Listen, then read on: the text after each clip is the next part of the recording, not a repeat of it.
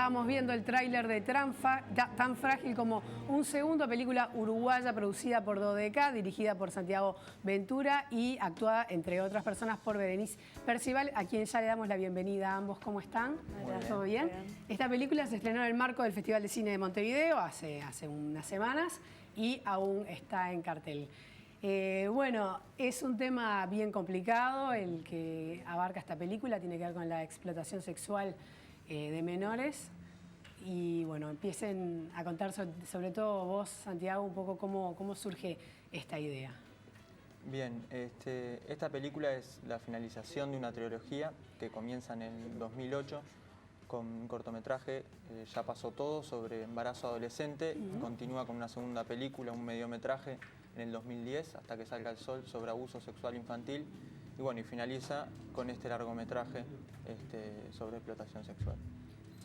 Tu primer largometraje, digamos. Mi primer largometraje. ¿Y por qué el interés en estos temas? Que bueno, son de interés, pero la mayoría de la gente no se dedica a estos temas, por eso te pregunto.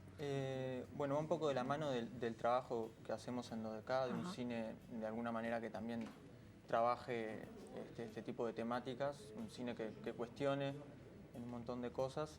Y bueno, siempre las películas y la investigación de estas 3 películas fue en el marco de seminarios que se hacían en Dodeca con profesionales, del ámbito académico, que nos servía como investigación para después hacer el guión, a su vez que también veíamos un montón de películas que estaban enmarcadas en la temática, ¿no? El personaje que vos hacés de Julieta está basado, por lo que tengo entendido, en un personaje real, en una mujer que existe. Sí. ¿Cómo fue? A ver, cuenten cómo llegaron a esta mujer y hablamos también de la construcción del personaje ahora. No, contá vos primero.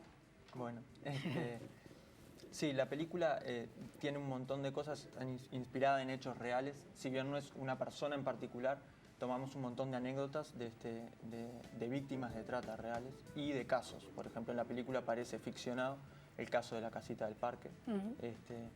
Y bueno, me parece que el desafío estaba, de alguna manera, con Berenice, en los puntos más altos, ¿no? En llegar a escenas de alto dramatismo, y sobre todo ella, que tiene 16 años y que tenía que, de alguna manera, componer un personaje que ella no conoce. Claro. ¿No? Muy cuidadas además las escenas, porque no hay escenas de sexo explícito ni ninguna cosa morbosa. ¿Cómo fue la construcción de ese personaje que, bueno, uno tiende a pensar que te es muy ajeno, ¿no? Sí, es. En realidad, para Julieta, ya en el momento que me presenté al casting, ya me contaron mucho de lo que era la película. Y cuando recibí el guión también da mucha información de todo lo que se trata.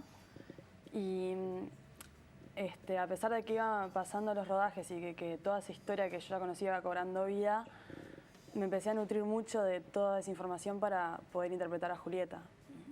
Por ejemplo, hay una escena en una playa de camiones que ya por el hecho de estar en una playa de camiones, sola, con un vestidito, teniendo 16 años y mirando a mi alrededor y viendo nada, y sabiendo el hecho de que, no sé, hay una chica de 16 años, o más grande o más chica todavía, que está realmente en una playa de camiones sola, en una oscuridad, esperando a un cliente cualquiera, ya eso te nutría de mucho para tratar de sentirte o imaginarte cómo se sentía esa chiquitina. Claro, el miedo lo sentías también, o sea, era percibible.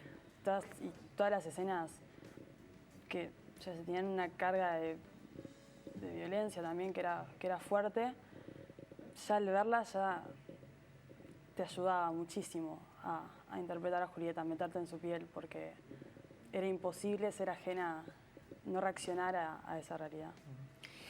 Hay dos personajes, ¿no?, que son como parecidos en lo que les pasa, pero antagónicos de dónde vienen y la clase social y demás.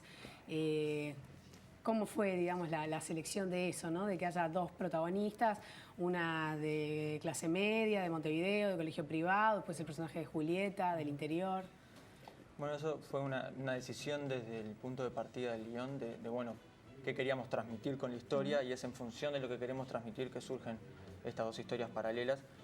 porque queríamos abarcar también todo el mundo de la prostitución VIP, que por lo general no aparece mucho, porque justamente como hay plata está más escondido. El más solapado, porque exactamente, se puede. El mundo de los castings, el mundo de las fiestas publicitarias, internet, todo ese mundo que bueno, que no se muestra tanto. Y el otro personaje lo hace Vera Navratil, y bueno, y que también fue el casting fue muy difícil para los dos personajes.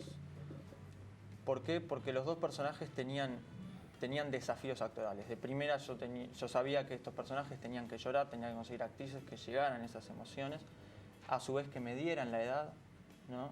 Sí, que eso está buenísimo, ¿no? Que no tengan 20, 23 años haciendo de 16. Exacto. Tenían esa edad, eso es un mérito enorme.